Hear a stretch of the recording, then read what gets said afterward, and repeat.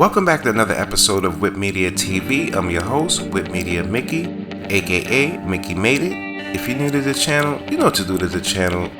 Subscribe right now. Join the Vibe Tribe. Let's get it.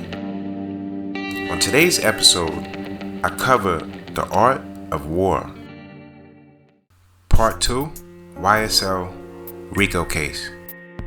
Harmony must be achieved between the ranks of your army before you can march into battle. Once your soldiers operate as a unified body, you can turn your attention to defeating your enemy.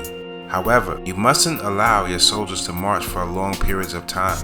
This will only weaken your army, and only 1/10 of your soldiers will reach their destination. Further, you cannot march your army across territory that's unfamiliar. You must use the knowledge of local guides to use the natural advantages of the land. Before you make a move, you must first ponder and deliberate. This is the art of maneuvering. With your army operating as a single body, there's no space for the brave to advance alone, or for the cowardly to retreat alone. See, a general who understands the advantages that coincide with numerous tactical approaches knows how to manage their troops. Those unversed in a variety of tactics will be doomed to defeat.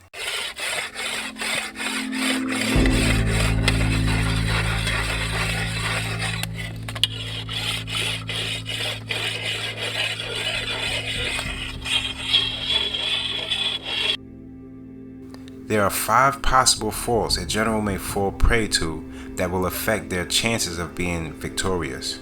Number 1, recklessness, which leads to destruction. Number 2, cowardice, which leads to capture. Number 3, a quicker temper, easily provoked by insults. Number 4, a thin skin, sensitive to shame. And number 5, over solitude for their army, which leads to excessive worry.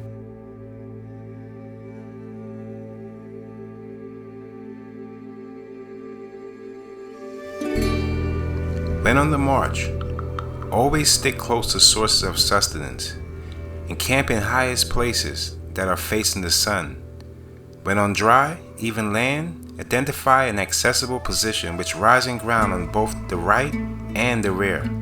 This means that you can see danger approaching while escaping safely behind where you are stationed. Anything around where the enemies might be positioned there.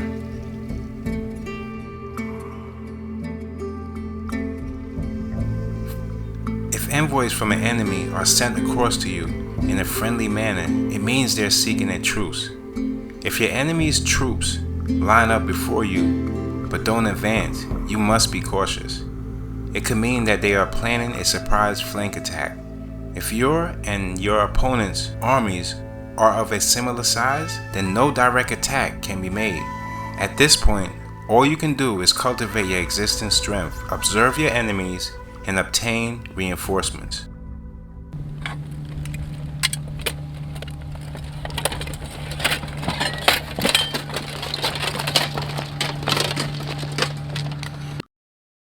If a war drags out for many years, you will deplete your treasury, and there will be much unrest in your homeland.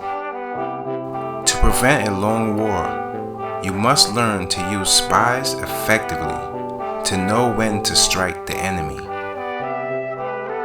You can only trust spies if you pay them sufficiently for their services. However, the cost of paying a few good spies compared to the cost of a drawn-out war are minuscule.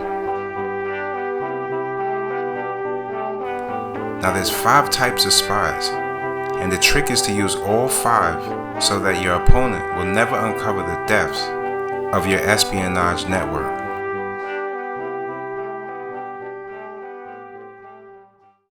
Number 1, local spies. Inhabitants of your opponent's country. Number 2, inward spies. Officials of your enemy, which could also include concubines or those in your enemy's ranks who feel frustrated at being in subordinate positions. Number 3, converted spies. These are the spies of your enemy that you've bribed into working for you. Therefore, They will carry back false information to your opponent. Number 4. Doom spies. Your own spies that you reveal false pieces of strategic information to, so that when they're caught behind enemy lines, they'll give your opponent false facts. And number 5. Surviving spies. All spies who survive and bring back news from your enemy's camp. The Art of War.